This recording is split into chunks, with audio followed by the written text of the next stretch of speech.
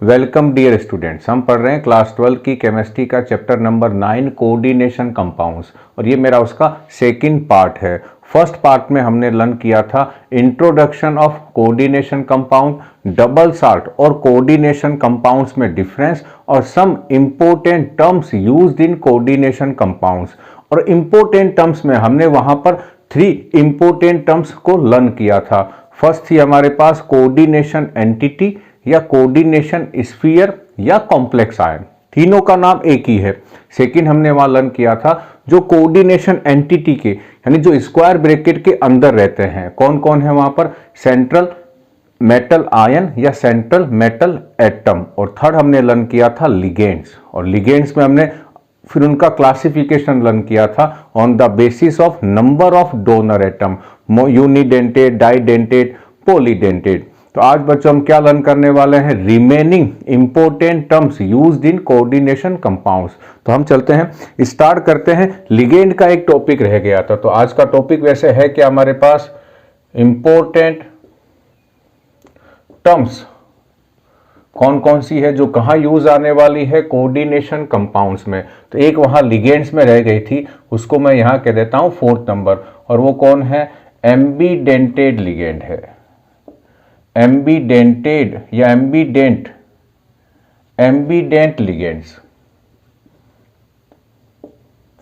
है। क्या है पहले समझें। ऐसे मोनोडेंटेड लिगेंड्स, मोनोडेंटेड जिनमें 2 डोनर एटम होते हों। डोनर एटम तो 2 हैं, लेकिन है कैसा, मोनोडेंटेड है। इसका मतलब एट ए टाइम इन दोनों में से केवल एक डोनर एटम ही अपना इलेक्ट्रॉन पेयर मेटल को डोनेट करेगा। तो क्या है इसकी डेफिनेशंस। लिगेंड्स, कौन से लिगेंड्स है ये, मोनोडेंटेड लिगेंड्स। तो यहां लिख देते हैं दोज मोनो और unidentate ligands which have 2 donor atom but at a time only one donor atom donate its electron pair to central metal atom oblique ion. 2 donor atom है, लेकिन दोनों में से कोई एक ही अपना इलेक्ट्रॉन पेयर डोनेट कर पाएगा। अब आते हैं इनके एग्जाम्पल पर, उनके नेम पर। तो फर्स्ट एग्जाम्पल है Cn माइनस। अब इनमें ध्यान क्या रखना है आपको कि जिस एलिमेंट को मैं पहले लिखता हूं उसने अपना इलेक्ट्रॉन पेयर मेटल को डोनेट किया है। तो फर्स्ट है Cn, सेकंड है Nc। तो Nc में कौन है डोनर एटम, N है। Cn में कौन है, C है। दोनों डोनेट कर सकते हैं, लेकिन हमें कैसे मालूम चलेगा कि C ने डोनेट किया है या N ने। तो जिसको हम पहले लिख रहे हैं उसने अपना इलेक्ट्रॉन पेयर मेटल को डोनेट किया है। तो इसका नेम क्या है, इसका नेम है साइनाइडो या साइनो। लिगेंड में इसका नेम ये है, वैसे कॉमन इसका जो नेम है वो है साइनाइड। एनसी का जो नेम है लिगेंड में वो है आइसो साइनाइडो, या इसका नेम क्या है, आइसोसाइनो। अब यदि मैं ये दोनों मेटल के साथ बॉन्ड बनाते हैं इलेक्ट्रॉन पेयर डोनेट करके, तो Cn कैसे बनाएगा, ये बनेगा Cn के साथ इस तरह से। ये क्या है, ये कोऑर्डिनेशन बॉन्ड है। या Nc के साथ कैसा बनेगा, इस तरह से बनेगा। ये क्या है, ये है कोऑर्डिनेशन बॉन्ड है ये। तो Cn में किसने अपना इलेक्ट्रॉन पेयर डोनेट किया है, Cn में C ने, Nc में N ने। दूसरा एग्जाम्पल, ये तो फर्स्ट एग्जाम्पल। दूसरा एग्जाम्पल हमारे पास है Cn और Nc, वापिस इनको लिख दो और Cn में आगे और इन दोनों में आगे आगे S लगा दो। तो यहां क्या लिख दूं वापिस, Cn, बीच में क्या लगा दो अब S यहां पहले। तो इसका नेम क्या हो जाएगा, इसका नेम है थायो साइनेटो। थायोसाइनेटो, और यहाँ जो मेटल और इनमें से किसने लोन पेयर दिया होगा अपना, एस ने अपना इलेक्ट्रॉन पेयर किसको डोनेट कर दिया है, इस मेटल को। सेकंड क्या है, एनसी को वापस लिख दो, अब आगे एस लगा दो, तो इसका नेम क्या है, इसका नेम है थायोसाइनेटो।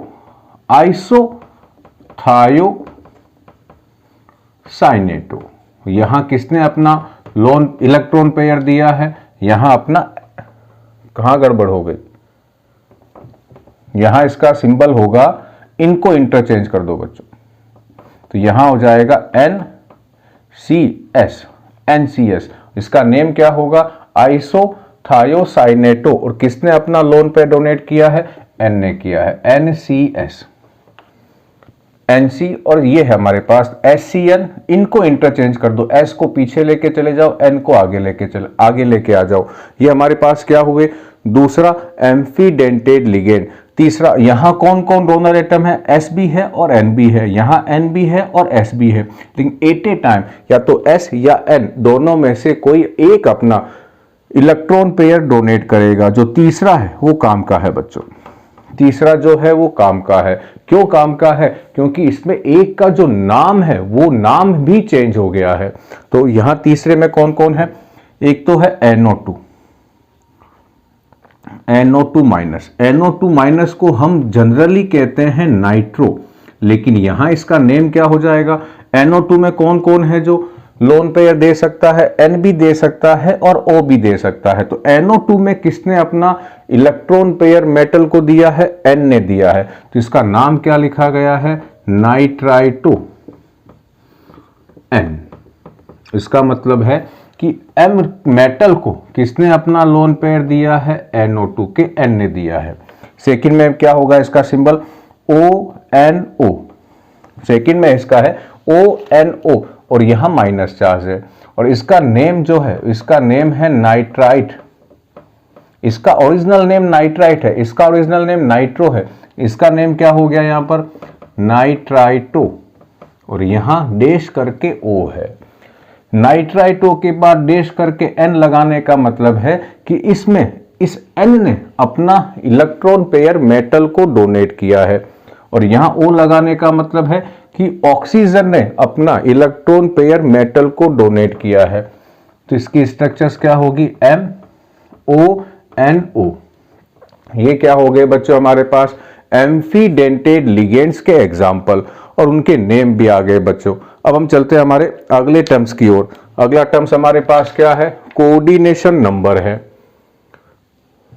मैं इसको रिमूव कर रहा हूं बच्चों। अब कोऑर्डिनेशन नंबर क्या है, सिंपल सा टॉपिक है।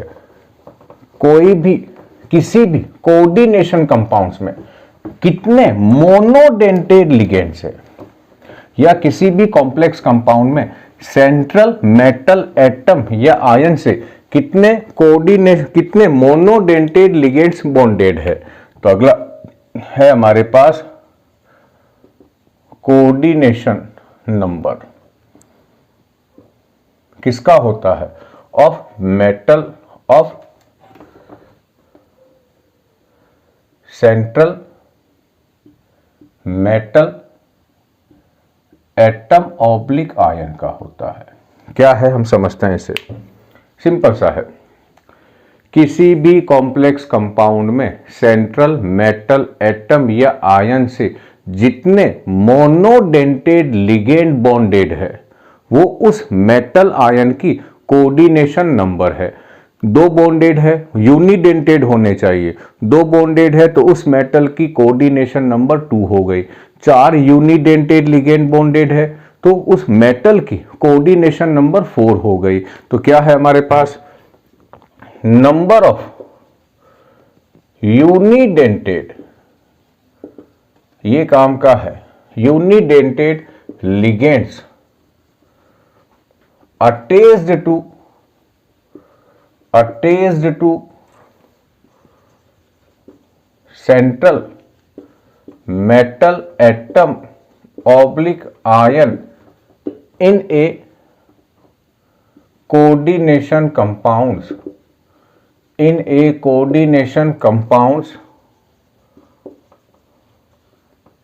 is called coordination number of that metal, atom और आयन। अब इसमें एक और डेफिनेशन, फर्स्ट क्या है, कितने मोनोडेंटेड कितने यूनिडेंटेड लिगेंड्स बॉन्डेड है। जैसे एग्जांपल दूं मैं यहां पर कि ये होता कि AgCN का होल ट्वाइस और ऊपर यहां -1, तो इस सिल्वर से कितने Cn जुड़े हुए हैं, 2, और Cn कैसा लिगेंड है, ये यूनिडेंटेड है। तो इस सिल्वर की इस कंपाउंड में कोऑर्डिनेशन नंबर क्या हो गया, 2 हो गया है। जैसे एग्जांपल दे कॉपर का, कॉपर NH3 का होल 4, यहाँ प्लस के 2 चार्ज, तो इस कंपाउंड में कॉपर जो है उसका जो कोऑर्डिनेशन नंबर है वो कितना हो गया है, वो हो गया है 4। तो कोऑर्डिनेशन नंबर क्या है, नंबर ऑफ यूनिडेंटेड, ये यूनिडेंटेड होने चाहिए। इसके बाद अगला यहां पर इसकी एक और डेफिनेशन जो सिंपल है, number of coordination bond formed by central metal, atom और ion is called coordination number of that metal, atom oblique ion. ये आसान डेफिनेशन है बच्चों। ये क्या कहता है कि किसी भी कोऑर्डिनेशन कंपाउंड्स में जो सेंट्रल मेटल, एटम या आयन है वो जितने कोऑर्डिनेशन बॉन्ड बनाता है उतनी ही उस मेटल की कोऑर्डिनेशन नंबर होगा। और यहां हमें क्या लिखने की जरूरत नहीं है, यूनिडेंटेड या बाइडेंटेड, कुछ भी लिखने की जरूरत नहीं है। ये डेफिनेशंस कई बार इस फॉर्मूले से जब बच्चा कोऑर्डिनेशन नंबर निकालता है तब वो गड़बड़ कर देता है। कैसे करता है, मैं एग्जांपल देता हूं। मान लो ये लिखा हुआ है 3 और यहां क्या लगा दें हम लोग, -4 चार्ज। और मैं ये कॉम्प्लेक्स देख के आपसे क्या पूछूं कि बताओ इस कॉम्प्लेक्स में इस मेटल की कोऑर्डिनेशन नंबर क्या है, तो बच्चा यहां देखता है कितने लिगेंड जुड़े हुए हैं, 3 हैं। लेकिन हमें मालूम होना चाहिए कि ये जो लिगेंड है ये कौन है, ये ऑक्सीलेटो है। और जो ऑक्सीलेटो लिगेंड है ये बाइडेंटेड है। और बाइडेंटेड का मतलब है कि इसका ये एक लिगेंड 2 इलेक्ट्रॉन पेयर डोनेट करेगा, 2 इलेक्ट्रॉन पेयर डोनेट करेगा। तो 3 ऑक्सीलेटो कितने इलेक्ट्रॉन पेयर डोनेट करेंगे, 6। तो कितने बॉन्ड बनेंगे, 6 कोऑर्डिनेशन बॉन्ड बनेंगे। तो इस आयरन की जो कोऑर्डिनेशन नंबर है वो 6 है। बच्चा इसको देख के क्या लिखाता है, 3, जो गलत हो जाते हैं। क्यों 3 गलत क्यों हो गए, क्योंकि ये जो है ये बाइडेंटेड लिगेंड है, बाइडेंटेड लिगेंड है। तो बाइडेंटेड लिगेंड बॉन्डेड है, उस कंडीशन में आपको उस मेटल की कोऑर्डिनेशन नंबर निकालने हैं। तो जितने बाइडेंटेड लिगेंड बॉन्डेड है उनको 2 से मल्टीप्लाई करना होगा, तब उस मेटल की क्या निकलेगी, कोऑर्डिनेशन नंबर निकलेगा। इससे आसान क्या है, बस आपको बच्चों मालूम होना चाहिए कि ये लिगेंड बाइडेंटेड है। और बाइडेंटेड लिगेंड है इसका मतलब इसका एक लिगेंड 2 बॉन्ड बनाएगा या 2 इलेक्ट्रॉन पेयर डोनेट करेगा। तो 3 कितने बनाएंगे, 6 बॉन्ड बनाएंगे। तो 6 क्या हो जाएगी इसकी कोऑर्डिनेशन नंबर। तीसरा एक और एग्जांपल, मान लो ऐसे लिखा हुआ आ जाए मैग्नीशियम EdTA और यहां ब्रैकेट लगा हुआ आ जाए और यहां चार्ज मैं लिख देता हूं -2। अब इसमें बच्चों आपको समझना पड़ेगा कि क्या है ये। तो बच्चों मैं ऊपर का पोर्शन रिमूव कर देता हूं, ये वाला। अब आपको क्या निकालनी आनी चाहिए कि इसमें इस मैग्नीशियम की कोऑर्डिनेशन नंबर कितनी है। तो फर्स्ट हमें क्या मालूम है, यहां लिखता हूं बच्चों इसे MgEdTA और यहां लिखा हुआ है -2 चार्ज। तो अब हमें समझना होगा कि इस मैग्नीशियम पर कितना चार्ज आता है, +2। तो इस EdTA पर हम कितना चार्ज लिखें कि इसका और EdTA के चार्ज का दोनों का सम करने पर आंसर -2 आ जाए। तो यहां हमें लिखना पड़ेगा -4। तो इसका मतलब EDTA जो यहाँ है, EDTA जो यहाँ है वो कौन सा है, -4 वाला है। और जो -4 वाला होता है वो होता है हेक्साडेंटेट। EDTA कौन सा होता, EDTA लिखा हुआ होता है -3 माइनस होता तो वो होता है पेंटाडेंटेट। ये बेसिक डिफरेंस है दोनों में। एक पे चार्ज क्या होता है -4, एक पे क्या होता है -3। तो यहां जो EDTA है वो कौन सा है, हेक्सा है या पेंटा वाला है। तो यहां जो EDTA है वो हेक्साडेंटेट है। तो इसका मतलब एक ही लिगेंड बॉन्डेड है यहां पर, लेकिन ये ये एक ही लिगेंड कितने इलेक्ट्रॉन पेयर डोनेट कर रहा है, 6 डोनेट कर रहा है। तो कितने कोऑर्डिनेशन बॉन्ड बनेंगे, 6। तो इस कंपाउंड में मैग्नीशियम की जो कोऑर्डिनेशन नंबर है वो कितना होगा, 6 होगा। तो ये तो डेफिनेशन केवल यूनिडेंटेड लिगेंड के बेस पे दी हुई है।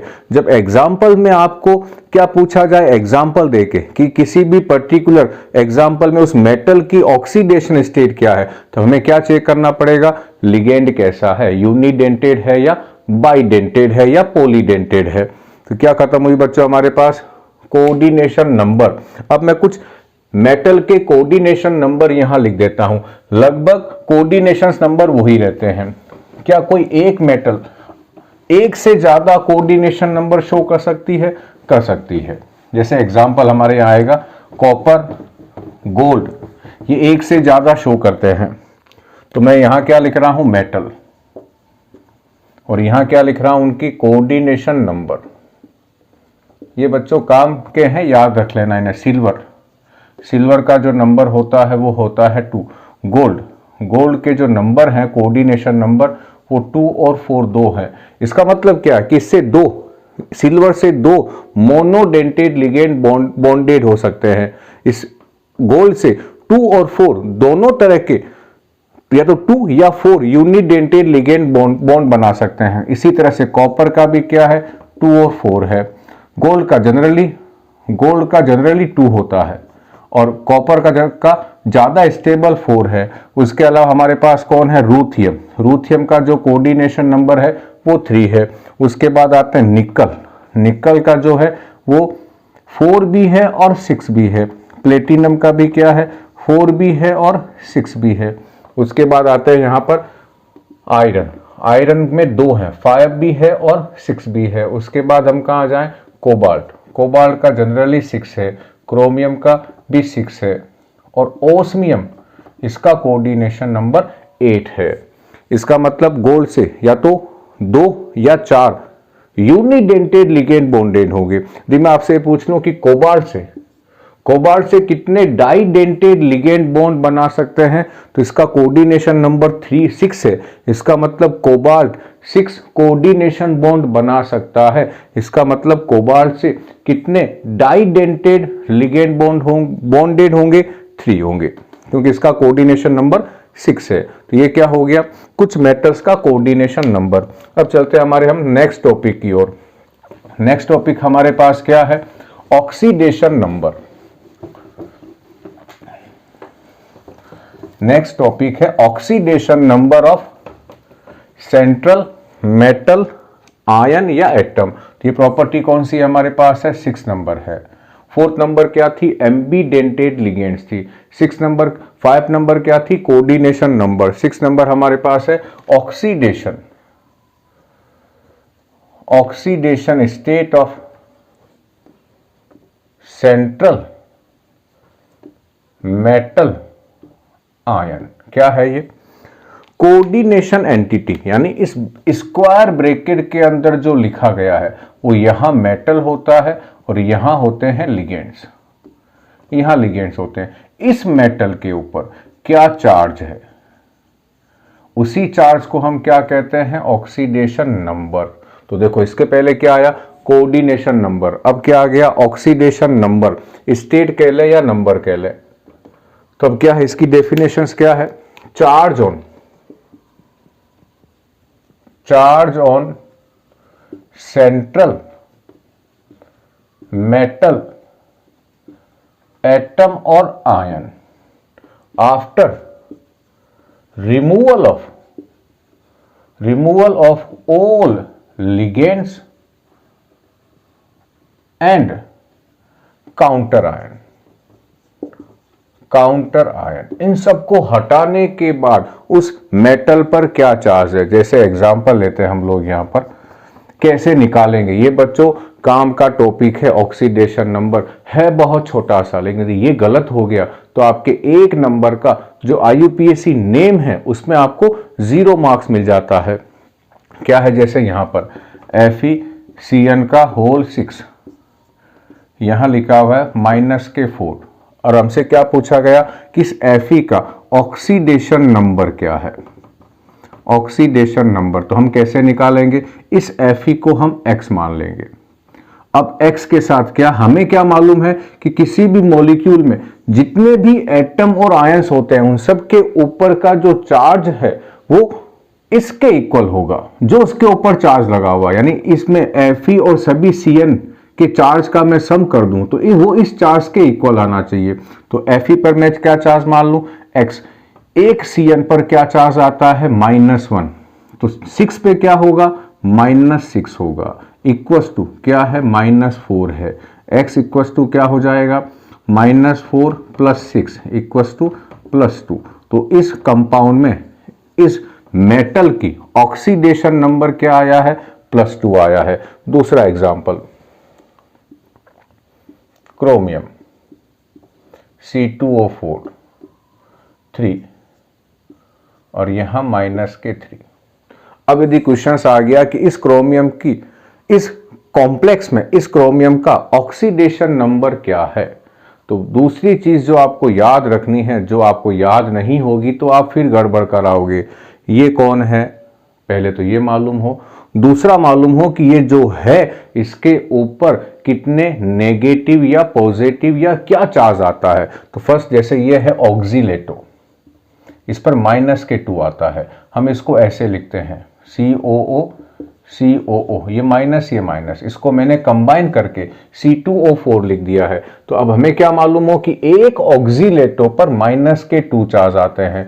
मुझे क्रोमियम पे क्या निकालनी है, ऑक्सीडेशन नंबर, तो इसको क्या मालूम है क्रोमियम को, x प्लस एक क्रोमियम पे क्या चार्ज है, एक क्रोमियम पे चार्ज एक क्रोमियम की, तो हमें क्या निकालनी है, ऑक्सीडेशन नंबर। इस एक ऑक्सीलेटो पे क्या चार्ज है, -2, और यहां कितने हैं, 3, तो कितना हुआ, -6 इक्वस टू कितना हुआ, -3, तो क्या होगा, x equals to -3 + 6 equals to +3। यानी इस कंपाउंड में क्रोमियम पे चार्ज कितना है, +3 है।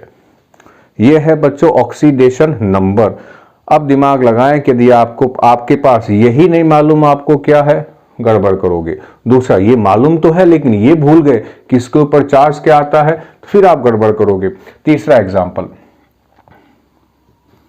FeCO का होल 5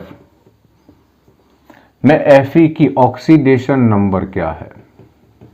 अब मालूम क्या होना चाहिए आपको, CO क्या है, एक लिगेंड है जिसका नेम क्या है, यहां पर कार्बोनाइल है।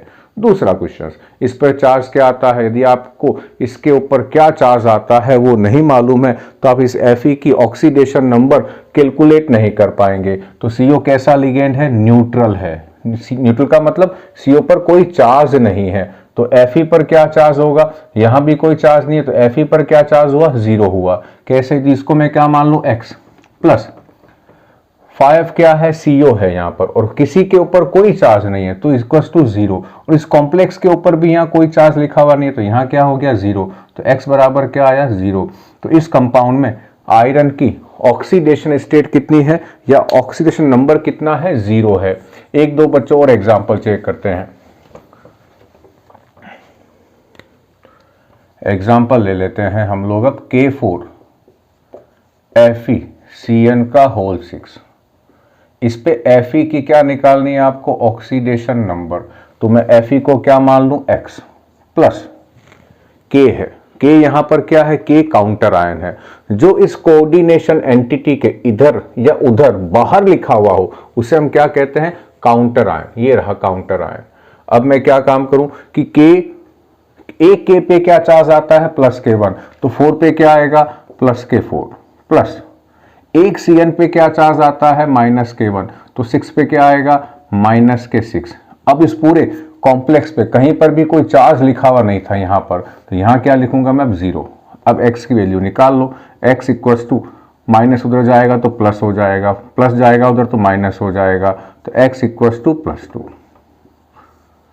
इसका मतलब इस Fe पे चार्ज क्या होगा, +2 होगा। एक और चीज क्या ध्यान रखना है कि जनरली मेटल के ऊपर नेगेटिव चार्ज नहीं आते हैं। यदि आपके ऑक्सीडेशन नंबर में आंसर नेगेटिव में आ रहा है, इसका मतलब आपने कहीं ना कहीं गड़बड़ी करी है। खत्म किया हुआ बच्चों हमारा ऑक्सीडेशन नंबर। अब अगला हमारे पास क्या आ रहा है, कोऑर्डिनेशन पॉलीहेड्रॉन। क्या है ये, सिंपल सा टॉपिक है, नाम ऐसे लगता है बहुत खतरनाक होगा, लेकिन नाम पे नहीं जाए। अगला है कोऑर्डिनेशन पॉलीहेड्रॉन। कौन से नंबर का है ये है 7 नंबर का।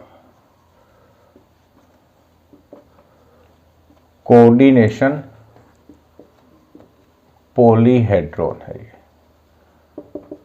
क्या है, कोऑर्डिनेशन एंटिटी, यानी स्क्वायर ब्रैकेट के जो अंदर है कौन कौन है, लिगेंड और मेटल।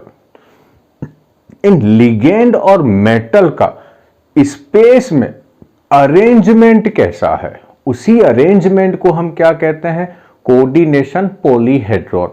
मान लो कि सेंट्रल मेटल के साथ 4 लिगेंड बॉन्डेड है, और वो 4 लिगेंड और वो मेटल आपस में किस तरह से उनका स्पेस में अरेंजमेंट है, स्क्वायर प्लेनर है या टेट्राहेड्रल है। मान लो 5 लिगेंड होते तो कौन सा पॉसिबल होता, ट्राइगोनल बाइपिरामिडल है या स्क्वायर पिरामिडल है। 6 लिगेंड होने पर कैसा हो सकता है, ऑक्टाहेड्रल है। तो क्या है ये, स्पेशियल है। क्या ये स्पेशियल, ये स्पेशल वाला स्पेशल नहीं, इसका मतलब स्पेस में है। Spatial arrangement of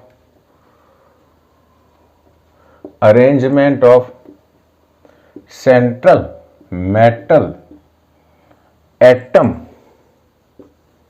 oblique ion and ligands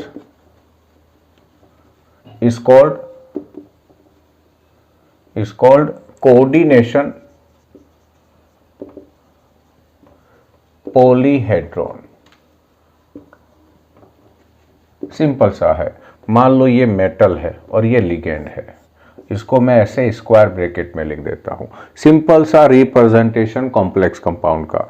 ये जो लिगेंड है, यदि मैंने इसको ऐसे लिखा है तो आप मान के चलेंगे कि ये यूनिडेंटेड ही है।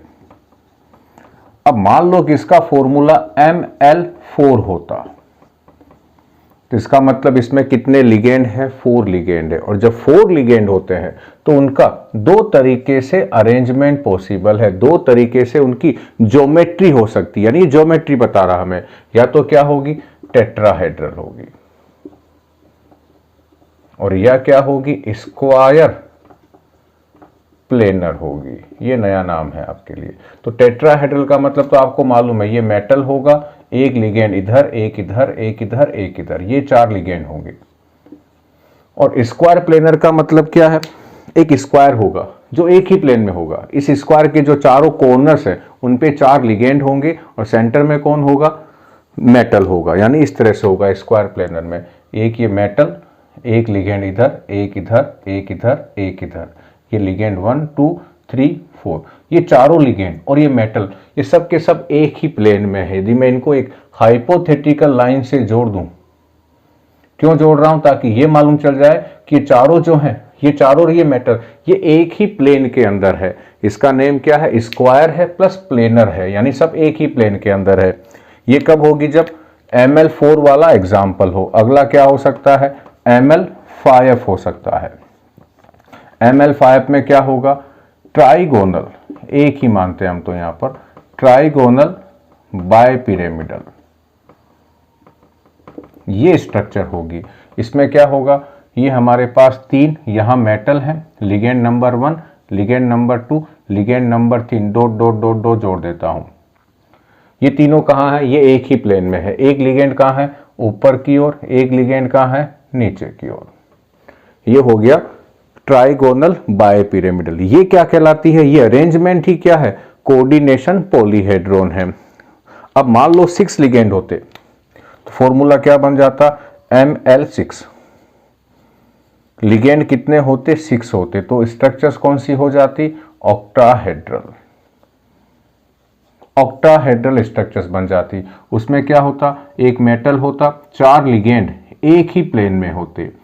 ये 4 लिगेंड जो है ये एक ही प्लेन में है। एक लिगेंड इस प्लेन के नीचे होता, एक लिगेंड इस प्लेन के ऊपर होता। यहाँ लिगेंड लिगेंड लिगेंड, यहाँ भी लिगेंड, यहाँ भी लिगेंड और यहाँ भी लिगेंड। ये क्या हो गया है? ये हो गया Ml6 की स्ट्रक्चर। तो ध्यान रखना है, जब भी हमारे सामने कोई कोऑर्डिनेशन कंपाउंड्स आए तो उसकी ज्योमेट्री कैसी होगी? इनमें से कोई एक होगी। जैसे मान लो मैं एग्जांपल दूं आपको यहाँ पर कि क्रोमियम H2O का होल 6 और यहाँ चार्ज प्लस के 3। अभी आपसे मैं ये पूछूं कि इसकी स्ट्रक्चर कैसी है, तो फिर आपको एक नॉलेज ये जरूरी है कि ये लिगेंड कैसा है, मोनोडेंटेड यानी यूनिडेंटेड, बाइडेंटेड या पॉलीडेंटेड, ये मालूम होना चाहिए आपको। तो H2O कैसा लिगेंड है? यूनिडेंटेड है। कितने हैं? 6 है, तो 6 लिगेंड है, तो इसको मैं क्या लिख सकता हूं? L। कितने हैं? 6। क्रोमियम को क्या लिख दूं? M। तो टाइप कौन सा हुआ? Ml6। Ml6 की स्ट्रक्चर कैसी होती है? ऑक्टाहेड्रल होती है। या किसी में भी 6 लिगेंड है और वो मोनोडेंटेड है तो उसकी स्ट्रक्चर या ज्योमेट्री कैसी होगी? ऑक्टाहेड्रल होगी। तो क्या खत्म हुई हमारे यहां पर? Coordination polyhedron. तो कौन कौन से टॉपिक हो गए बच्चों हमारे पास? कोऑर्डिनेशन पॉलीहेड्रॉन हो गया, ऑक्सीडेशन नंबर हो गया है, एम्बीडेंटेड लिगेंड हो गया है और कोऑर्डिनेशन नंबर हो गया है। और अब चलते हैं हम अगली प्रॉपर्टी पर। अगली प्रॉपर्टी का में कौन से नंबर होगी? अब 8 नंबर, और है वो सबसे आसान है, और वो क्या है? होमोलेप्टिक और हेटेरोलेप्टिक कॉम्प्लेक्सेस। बहुत आसान है। अगली है 8 नंबर, क्या है? Homoleptic and heteroleptic complexes. Simple सा है, यदि किसी कोऑर्डिनेशन कंपाउंड्स में कोऑर्डिनेशन एंटिटी के अंदर जो लिखे हुए हैं उनमें सारे लिगेंड एक जैसे हैं, सारे के सारे लिगेंड एक जैसे हैं, तो उस कॉम्प्लेक्स का जो टाइप है वो है होमोलेप्टिक। और सारे लिगेंड्स एक जैसे नहीं है तो टाइप कौन सा हुआ? हेटेरोलेप्टिक। सिंपल सा है। कौन है होमोलेप्टिक? कौन होंगे? कोऑर्डिनेशन कंपाउंड्स, कोऑर्डिनेशन कंपाउंड्स या ion in which compounds which contain identical ligands are called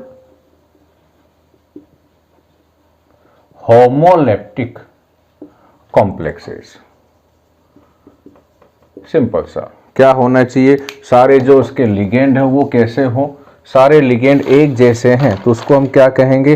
homoleptic complexes. जैसे एग्जांपल NiCl4, यहाँ चार्ज माइनस के 2, Cl हैं, चारों Cl एक जैसे हैं, तो ये कैसा एग्जांपल हुआ? होमोलेप्टिक का हुआ। दूसरा एग्जांपल Fe(F6), यहाँ प्लस माइनस के 4, ये भी कैसा हुआ? होमोलेप्टिक हुआ। तीसरा एग्जांपल जो हमने क्रोमियम का कल एग्जांपल पढ़ा था बहुत बार, इसके पहले वाले वीडियो में, ये हमारे पास, ये भी कैसा है? ये होमोलेप्टिक है। तो होमोलेप्टिक में क्या होगा? जो लिगेंड है ये सारे लिगेंड एक जैसे होंगे। ये सारे लिगेंड एक जैसे हैं तो ये कॉम्प्लेक्स कौन सा हुआ? होमोलेप्टिक हुआ। अब मैं यहीं पर आपको क्या समझा दूं, हेटेरोलेप्टिक में क्या होगा? आइडेंटिकल नहीं होंगे। Coordination compounds which contain different, या डिफरेंट लिख दो, different type of ligands are called, homo की जगह क्या हो जाएगा? यहां इस पूरे को हटा के क्या लिख देंगे? Heteroleptic heteroleptic complex. अब एक्स के एग्जाम्पल, इसमें एग्जाम्पल मैं इन्हीं को ले लेता हूँ। Na के साथ मैं 2 Cl जोड़ दूँ और 2 में Br जोड़ देता हूँ। अभी भी चार्ज तो वही रहेगा -2। या क्या करूँ मैं, Fe के साथ एक Cl जोड़ दूँ और 5H2O जोड़ देता हूँ। चार्ज अब क्या रहेगा, ओह चार्ज आ जाएगा प्लस का 1 हो जाएगा। क्यों हुआ, यहां मैंने प्लस का 2 माना था, तो यहां एक ही Cl बचा है, तो यहां प्लस का 2 या माइनस का 1, दोनों को जोड़ोगे तो प्लस का 1, क्योंकि H2O तो न्यूट्रल लिगेंड है, बिना चार्ज वाले हैं। तो उम्मीद करता हूं ये बच्चों सिंपल सा टॉपिक है, समझ में आ गया होगा। होमोलेप्टिक और हेटेरोलेप्टिक कॉम्प्लेक्सेस, लिगेंड सारे एक जैसे हैं तो होमो, अलग अलग हैं एक जैसे नहीं है तो हेटेरोलेप्टिक कॉम्प्लेक्स है। अब बच्चों आज के वीडियो का लास्ट टॉपिक और काम का टॉपिक क्या है, चिलेशन। टॉपिक का नाम भी अजीब सा है, चिलेशन। तो क्या है चिलेशन, हम समझते हैं। चिलेशन,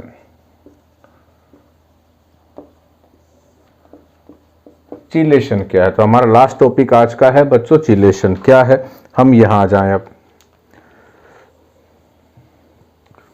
चिलेशन क्या है, रिंग फॉर्मेशन का प्रोसेस है। रिंग फॉर्मेशन कब बनेगी, जब एक डाई या पॉलीडेंटेड लिगेंड किनके साथ बॉन्ड बना ले, सेंट्रल मेटल एटम के साथ या आयन के साथ बॉन्ड बना ले, तो होगा क्या, एक रिंग का फॉर्मेशन हो जाता है। क्यों होता है, क्योंकि जो लिगेंड है उसमें एक से ज्यादा डोनर एटम है और एक इधर से लोन पेयर देगा, एक यहां से देगा। तो यहां कौन है, मेटल, एक इधर से आया लोन पेयर, एक इधर से आया, तो ये पूरी जो है ये किसका फॉर्मेशन हो जाएगा, रिंग का। और इसी रिंग फॉर्मेशंस को ही क्या कहते हैं, चिलेशन कहते हैं। तो चिलेशन क्या है, it is a process of formation of cyclic ring by bonding between cyclic ring due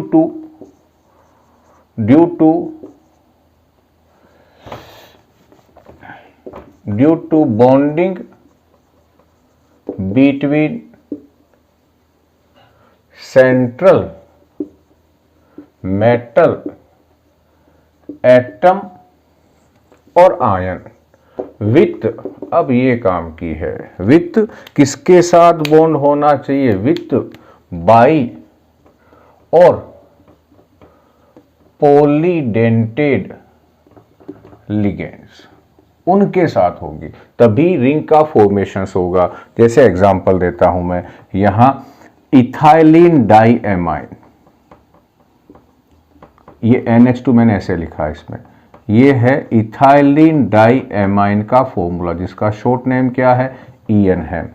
यहां मान लो कोई मेटल है जिसपे N के पॉजिटिव चार्ज है भी या नहीं भी, कुछ भी हो सकता है। इस N के पास क्या है, अपना लोन पेयर है। यदि ये नाइट्रोजन अपना लोन पेयर इसको दे दे, ये नाइट्रोजन इसको दे दे, तो क्या हुआ, कितने मेंबर क्या बन गई, एक साइक्लिक रिंग बन गई है। यहां से स्टार्ट होगी, ये रिंग का फॉर्मेशन हो गया और यहां खत्म हो जाएगी। ये क्या बन गई है, ये रिंग बन गई है। इस रिंग को कहते क्या है, इस रिंग को कहते हैं चिलेट रिंग। पहला ये जो रिंग है इसे कहते हैं चिलेट रिंग। ये जो लिगेंड है जिसने ये रिंग बनाई है, जो इसमें यूज आया है, इसे कहते हैं चिलेट लिगेंड। चिलेट लिगेंड, ये जो मेटल है जो इस रिंग में है इसे कहते हैं चिलेट मेटल। सब में क्या है, चिलेट कॉमन है। अगला हमारे पास क्या है, इस कॉम्प्लेक्स का, ये कॉम्प्लेक्स जो है, इस कॉम्प्लेक्स का नाम हो जाता है चिलेट कॉम्प्लेक्स।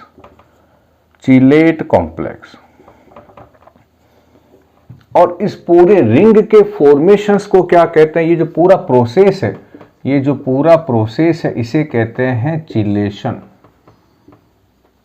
चिलेशन। तो चिलेशन क्या है? It is a process of formation of cyclic ring, cyclic ring due to bonding between central metal atom और आयन विथ बाई और पॉलीडेंटेड लिगेंड्स। अब आते हैं इसमें चेक करते हैं कि इसके रिंग में कितने मेंबर हैं। तो ध्यान रखना बच्चों, ये मेटल भी इस रिंग का पार्ट है। तो नंबर 1 ए कह दूं इसे, ये बी, ये सी, ये डी, ये ई। कितने हो गए साइक्लिक मेंबर के रिंग? 5 मेंबर्स हो गए हैं। और कौन सी चिलेट रिंग नॉर्मली स्टेबल होती है, जिसमें मेंबर्स कितने होने चाहिए रिंग के अंदर? 5 या 6 होने चाहिए। तो मुझे ये सब आपको टर्म समझ में आ गई होगी कि इस रिंग को क्या कहते हैं? Chelate ring. ये लिगेंड जो यहां पर है वो है चिलेट लिगेंड। इस मेटल को कहते हैं चिलेट मेटल। ये पूरा प्रोसेस क्या कहलाता है? चिलेशन। और ये कॉम्प्लेक्स जिसमें इस तरह की रिंग होती है उसे क्या कहते हैं? Chelate complex. और अब बच्चों आ रहा है chelate effect. Chelate effect,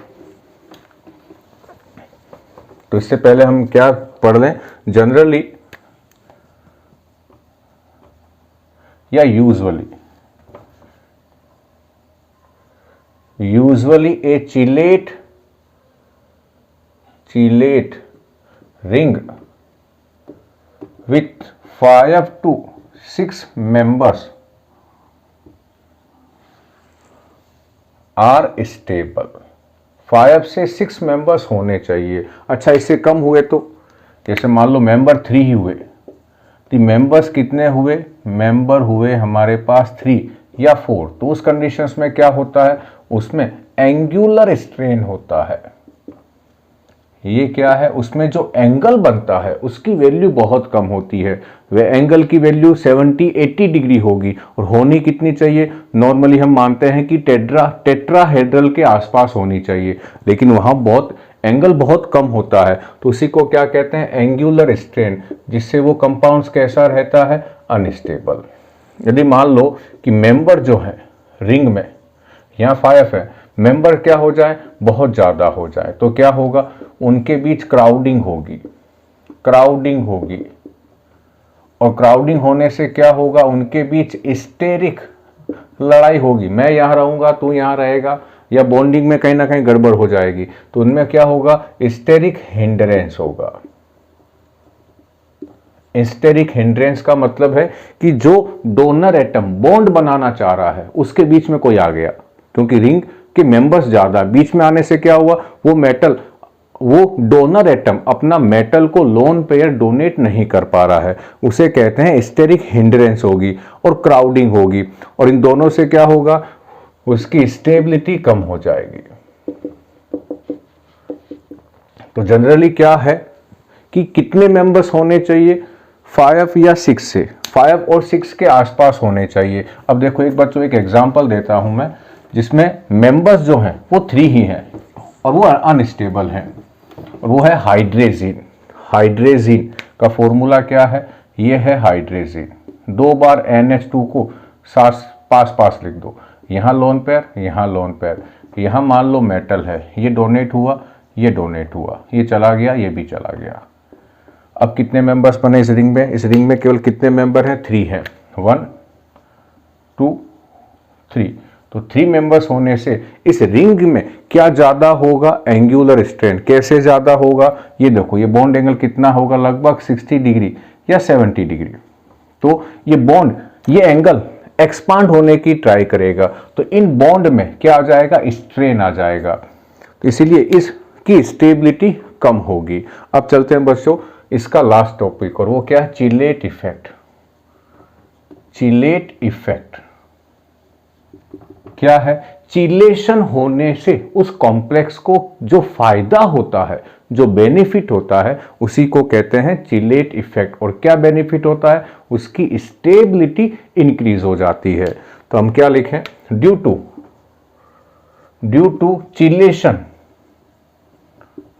chelation the stability of chelate complex is more than non chelate complex. This is called chelate effect. बस यही है। चिलेट इफेक्ट क्या है कि चिलेशन होने से जो चिलेट कॉम्प्लेक्स है उसकी स्टेबिलिटी नॉन चिलेट कॉम्प्लेक्स से ज्यादा है, इसको हम कहते हैं चिलेट इफेक्ट। और बच्चों इसी के साथ क्या खत्म हुआ, आज का वीडियो खत्म हुआ और आज हमने बहुत काम की चीजें पढ़ी है। उम्मीद करता हूं बच्चों ये वीडियो आपको पसंद आया होगा। 3 काम जरूर करें, चैनल को सब्सक्राइब करें और अपने साथियों तक इस वीडियो को शेयर करें और इस वीडियो को लाइक करें। Thank you.